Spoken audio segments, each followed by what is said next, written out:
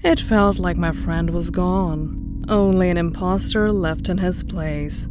An imposter who used a friend's face to violate my dreams.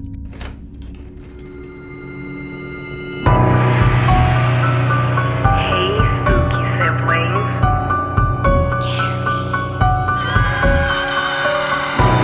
Monsters are real. Ghosts are real too. They live inside us. Hey, spooky siblings. Welcome to Wicked Wednesday. My name is Red. And I'm Polty. And this is Left on Red. On Scary Monday, we found out that Lori's cat Jet was probably replaced by a doppelganger. Today, we will continue Cesly 1987's story to find out who will win. Jet, the doppelganger kitty, or Lori, the human? Give us the part 2, Red.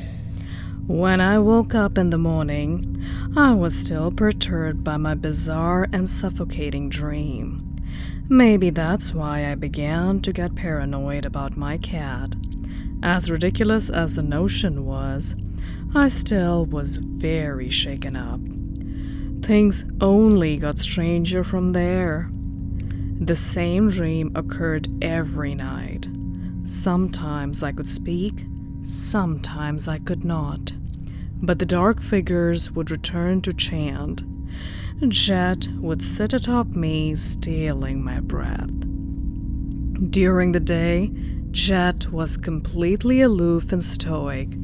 No meowing, no cuddling, not even eating treats. Just staring, searching me with his eyes. On the 5th day of bad dreams, I regretted even coming home to him after work. It felt like my friend was gone, only an imposter left in his place. An imposter who used a friend's face to violate my dreams. I had delayed coming home to Jet's deadpan stares by going shopping for a few groceries after work. When I was walking to my door, I set down my groceries to fish out my keys. That's when Ella opened her door with Lil Bit on a leash. We began talking and Ella asked me if I had found my cat. She cheered ecstatically when she heard the news he had returned.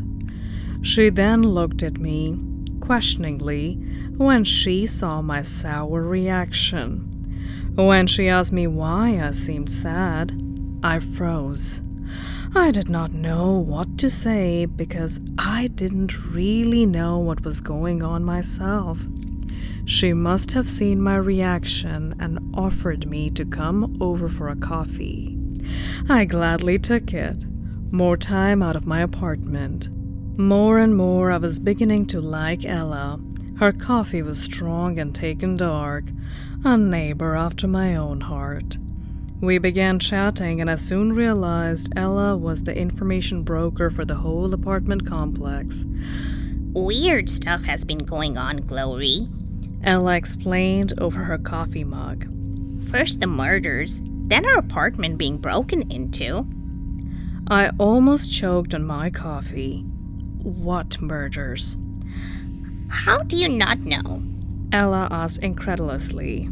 The Washingtons at 111. Max killed his wife and child. Whoa, I replied.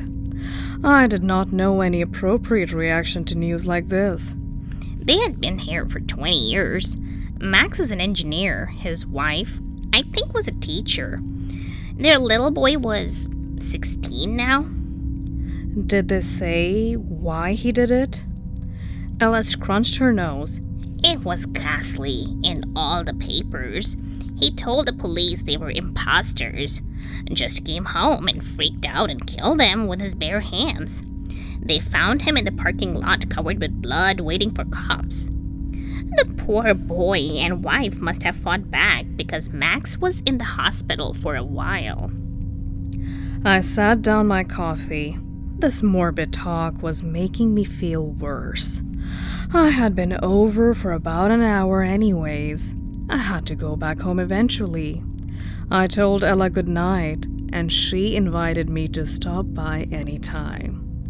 When I opened my apartment door, Chet was standing on the countertop, just staring at me. Yikes, where's Schrodinger when you need him? I took Ella up on her offer to visit for the next couple of days. I have to admit, we were getting kinda tight. I told her all about my divorce, and she told me all about how she met her third husband. Ella had her ear to the ground, knew all the tea. She told me another tenant had come to find their door open and 2 ferrets missing. Ferrets? Who the heck steals ferrets? I asked her if the pet mysteriously reappeared or was brought back by the landlady. Ella told me she would have to find out. We talked about how weird the landlady Rachel was. Ella said Rachel didn't always act weird. She was always quiet and used to live off-site. Now Rachel lived in the apartments and her 2 ogre maintenance men came with her. I told Ella I hadn't been sleeping well, and in the dead of the night I would look out of my window onto the parking lot. These 2 identical maintenance men were always loading things into a van. Dead body-shaped things. Ella did not react negatively to my train of thought. She actually looked like she enjoyed the prospect of a murder mystery, so I thought I could tell her about what was really bothering me. Ooh, another Criminal Minds fan. I think something is wrong with my cat. There. It felt great to say. It felt so great that I unloaded everything. Ella just looked more intrigued. So I told her everything. How Jet's personality completely flipped, the crazy dreams, the way he watched me. Ella just nodded, non-judgmentally. Do you listen to Coast to Coast? No, what's that? It's a radio broadcast that talks about strange things, like what's going on here. It talks about UFOs, Bigfoot, purple-eyed shadows, black-eyed children, and doppelgangers. She put emphasis on the last word. Doppelgangers, I repeated. Ella, do you believe this stuff? Ella cocked her head. I would like it to be true. You know, even the bad stuff. Even if just 1% of it is true. It would mean that there is more to explore. More to discover. I almost laughed. So you want to believe? Ella just nodded sincerely, not getting my X-Files reference. I have experienced some inexplainable things in my life, and Frank has a terrifying story about black-eyed children. I'll have him tell you when he gets home. Oh no, I said, waving my arms. I don't need to hear that before I go to sleep. We both had a laugh and I grabbed my purse and stood up. My non-verbal cue, I was needing to go. Ella stood up with me and grabbed my hand with both of hers before I turned to leave. Frank is changing the locks in the apartment tomorrow. Rachel would notice if I changed the lock on the front door, but screw her. I want to feel safe in my own room. And he's also installing a camera from inside. She pointed along the roof of the hallway. If someone breaks in, we'll catch them on video. I can get Frank to do the same for you. I told Ella to price the camera and lock for me, and I would think about it. I did not know if I was fully ready to put on the tinfoil just yet, but at least I had options. So I slid into my apartment and fell on my couch. I kicked off my shoes and closed my eyes, but I could feel another set of eyes upon me. I opened mine to see Jet sitting atop my Xbox. So now you know my story, my paranoia, my sleep deprivation. I wondered if I fell asleep on the couch if the nightmare would play out here. I sit up straight. I fish around in my purse to pull out a new collar with a bell on it for Jet. I was tired of him sneaking up on me. Maybe hearing him come would let me feel a bit more in control. I slip the red collar over his head. He hates it. He shakes his head furiously and paws at it, jingling all the way. Oh, so you do show emotion, I say dryly before I turn to head to my room. Like a responsible and very tired adult, I'm in bed by 9. I fall asleep slowly. I was in the twilight between consciousness and unconsciousness when I hear it. The bell on the collar. It jingles loud and I hear an impact, the sound of the collar hitting a wall. Oh well, I think. Dummy must have run into a wall. But it sounded like it was thrown, like it wasn't attached to a fat cat body. Maybe I should go look. But I feel so good in my bed. Sleep is about to take me. I'm just barely awake. Then I hear it. A chilling sound that makes my hair stand on end. A sickly female moan. And it's close. My eyes open and my heart starts pounding. I lay frozen in bed, unwilling to move. Maybe I dreamt it. I hear the subtle sound of my faux leather couch cushions rubbing against something. Was somebody on my couch? I had to check. Or run to Ella's. I get up and slowly walk down the hallway. I see Jet's red collar snapped in half and laying at the end of the hallway. I smell a pungent chemical smell wafting by me. I slowly make the corner to peer into the living room. What I see freezes a scream in my throat. Sitting on my couch is a naked, slim white female with dark hair matted over her hanging head. The woman is slimy with patches of dark fur matted in blotches all over her body. Oh, yeah. Reminds me of the time our human tenant started doing naked yoga in the attic, also known as my room. That six-pack having D-bag. What a show-off. The woman looks up to stare at me with green eyes, and with my face. She stares at me unblinking. When she finally blinks, her green eyes turn to my blue eyes. I can't believe it. This is crazy. It's a dream. Oh God, please let it be a dream. Where is Chet, and why does this girl look exactly like me? I refuse to think Ella was right. My double stands and looks at me. She brushes off the clumps of black fur.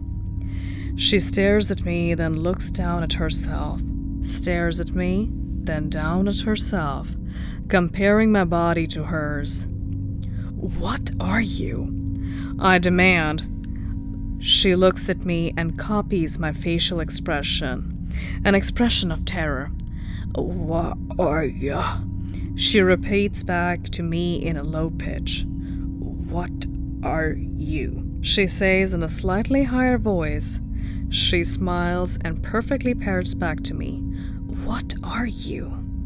Nope, that is enough. I turn to run to my door. I reach for the knob when it begins to turn on its own. I hear keys jingling. It opens and two enormous maintenance men shove me back into my apartment. They stand as guardians blocking my exit. Without a word, they part, and Rachel strolls between them and into my living room. What is going on? Why are they here? Help me, I beg.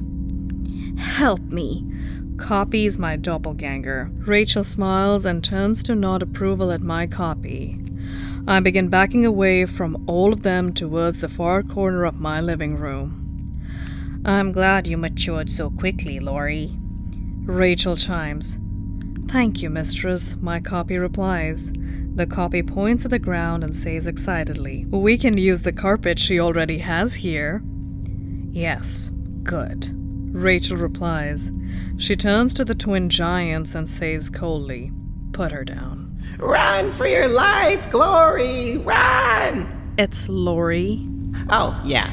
Oh, run, Lori! You don't want to be rolled into that carpet. One of the men begins to slip leather gloves on, and the other pulls a thin wire out of his back pocket. They both begin to stalk over me, their massive frames blocking my chance of running around them. I back up against my window. I turn to look out. Maybe I can jump. I start pulling on the bottom of the window. It's sealed shut. Then I see it. I almost half expected it, and all hope flees from me. The van is outside idling. I feel powerful hands wrap around my neck from behind. The blood flowing to my brain is stopped. At least it will be quick. Before the life leaves me, I hear Rachel. "I need you to work fast, Lori. Only the neighbor woman is left." No. You leave Grammy Ella alone. Hush, Polty. Why don't we switch gears and see things from Ella's perspective? Lori didn't come by for a regular coffee and chat for the past 2 days. I was already worried for the young lady with all the things she had told me. Now I was desperately wanting to check on her. I knew when she came back home from work, so I positioned myself by her door to listen for her. When I heard her keys jingling, I opened my door with Lil Bit on his leash. "Oh, Glory, how have you been?" No response. Lori still had her back turned, fiddling with her keys. "Glory," I sang to her. Nothing. "Okay, rude girl." "Lori," I shouted. Lori turned to face me with a blank look. Then a fake smile spread across her face. "Oh, hello, neighbor." She just turned back and slipped into her apartment, closing the door sharply. What the frick? Did I do something to make her mad? Has she gone mad? Maybe it was me going mad. I put Lil Bit down. I had been having mad thoughts lately about Bit. He had been acting different ever since I came home from choir practice yesterday. He wasn't his normal shaky self. He was quiet and still, not even wagging his tail, just like Lori's darn cat. I just stared at him and he at me, everything rushing through my head. The whole complex was changing, all the way from the landlady to the critters. I considered what I told Lori. Doppelgangers. Well, I got something for you if that's the case, I told Lil Bit. I didn't mean a treat. He just sat and stared. Days passed with no contact from Lori. Lil Bit still acting strange, recording every move with his eyes. I didn't have any dreams though, but 2 ambience at night may be the cause of that. Ooh. It all came to a head a week later. I was taking my afternoon nap when I heard it, the jingling of keys at my bedroom door. I removed my sleep mask and looked at the door. "Who's there?" I shouted. I knew Frank was at work. You know, she talks about Frank a lot, but I don't know if he's real. I'm pretty sure I saw him at the store the other day, but he was a ghost. Maybe because his name is Frank, not Fred. Fred's the ghost. Frank is Ella's husband. Okay. Yeah, maybe my mistake. There was a long pause. Then Lori's voice spoke up. "It's me, Ella. I need to talk. Open the door, please." I desperately started searching for my phone. I bought more time by asking, "Why didn't you ring the doorbell?" "Oh, I did." Lori gave a fake laugh. "You didn't hear? Let's whiz it like we used to." I found my phone and pulled up the app that showed the feed of my hidden camera. Thank God my Frank was paranoid and tech-savvy. I pulled up the feed showing down the hallway from my room. I gasped in terror. Lori stood by my door with a giant ring of keys in her hand. Behind her loomed the 2 monstrous maintenance men in their tan uniforms. They were hunched forward like football players waiting for the snap. Further behind them, I could see Rachel in the living room. I squinted to make out a fifth figure in my apartment. "Oh, Lord! Oh, no!" I exclaimed. It was me, naked as the day God made me, peeking over to look down the hallway. I was right. They were changelings, doppelgangers, mimics. Aha! Duplicates, doubles, clones, and replicas. Are we playing the synonym game? Cinnamon game? I love that game. Lori quietly knocked and said something else. I didn't hear her. Grief had overtaken me. This means my friend was gone. I opened my drawer and retrieved old Roland, my .45. I slid the slide back quickly to rack around. I spoke over it to cover the telltale sign of metal on metal. "I can see you, you witch. You're not Lori. I can see all of you waiting to pounce me. The real Lori knew about the camera." Fake Lori looked up into the camera and sighed and continued in a cold voice. We will get an Ella. The longer it takes, the more painful it will be for you. You and Frank are the last ones. No one here will help you. Oh God, Frank was still normal. I had to get help for him. I may be lost, but maybe I could save him if I did enough damage, caused enough commotion. There was a heavy blow to my door. Twiddledee and Twiddledum were pounding on it. They would be through in less than a minute. I canceled the app and dialed 911. I whispered my apartment address 3 times to the dispatcher and hid the phone under the bed. The top of the door caved in and a muscled arm reached to grab the doorknob on the other end. They will have to clear the bed to get me. I got them stacked up. Mag holds 7, and there's 5 of them. They don't know I have a weapon, though. They're cocky and overconfident. Why would a little old lady be packing heat? Maybe 2 bullets each for the big guys. Yeah, the math works out. I think so. Or maybe 1 for each and 3 for Rachel. The door busted open and the goons rushed me. I leveled the gun at the first one's head. Maybe I kill them all. Maybe the gun jams and they get me. They're all on video and the cops will come when they hear the screams regardless. But God, I pray I get to punish at least one of them. They took my friend, her cat, and might take my Frank. But this is not the worst of their sins. I scream as I squeeze the trigger. They took my dog. Wow.